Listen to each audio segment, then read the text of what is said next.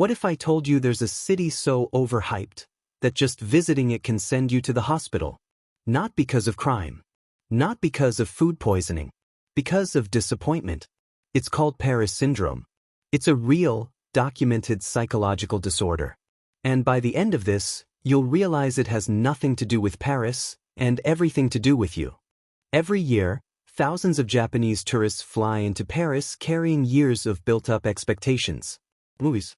Fashion campaigns. Social media.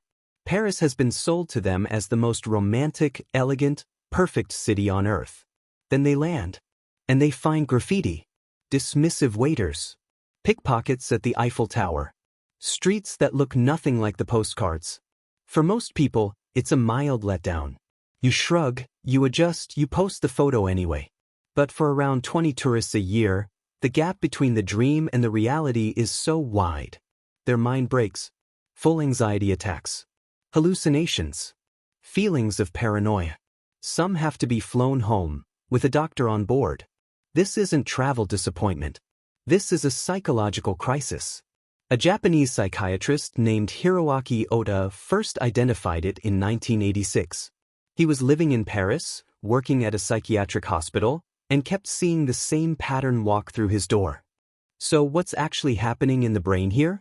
Japan has a deeply orderly and polite culture, a philosophy called omotenashi, which is essentially the art of exceptional hospitality.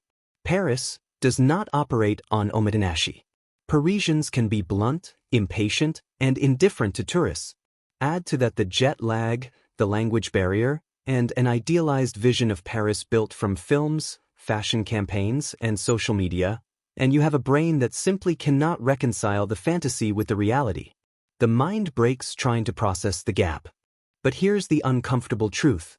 You don't need a flight to Paris to experience this. Think about the job you built up in your head before day one.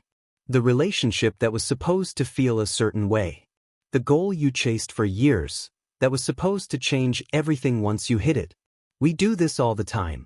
We fall in love with a version of something that was never real to begin with. And when reality shows up looking nothing like the picture we painted, we don't just feel disappointed.